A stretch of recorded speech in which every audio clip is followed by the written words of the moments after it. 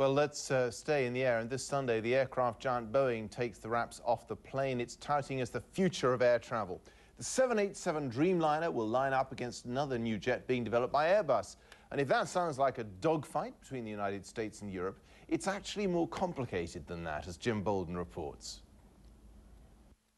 In the battle for airplane orders between Boeing and Airbus, it's not so much a battle of the U.S. versus Europe. In fact, Boeing's new 787 Dreamliner is stuffed full of French, Italian, and British ingenuity. Some of it was engineered at this advanced research center in Sheffield, England. It's a joint venture between Boeing and the local university to help British companies compete for aerospace contracts. Boeing's aim was for its next-generation planes to be quieter and lighter and hence use less fuel. Here, engineers, many graduates of Sheffield, worked out how to make parts for the 787's landing gear and engine fan blades lighter, cheaper, and quicker. If we can machine the part 5 times faster, then actually it needs 5 times less capital investment, 5 times less machines working, so less energy. So it's much more environmentally friendly from a manufacturing point of view. It's all part of the industry's drive to spread the risk of building new aircraft with the parts suppliers. We prefer to push down responsibility, if you like, into the supply chain, to strike up partnerships with the supply companies that matter to us, and together we build aeroplanes. Many in Europe took up the challenge and are now shipping 787 parts to the USA for final assembly. Sheffield is a natural place for this 4-year-old cutting-edge venture. The city has been cutting metal, like forks and knives, for centuries. Though it's also known for its coal mines and strikes.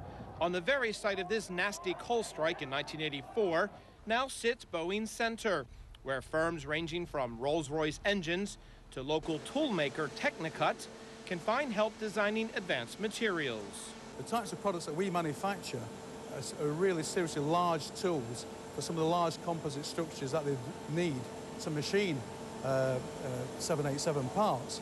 And we're pretty unique in world markets, and it's given us a great marketplace.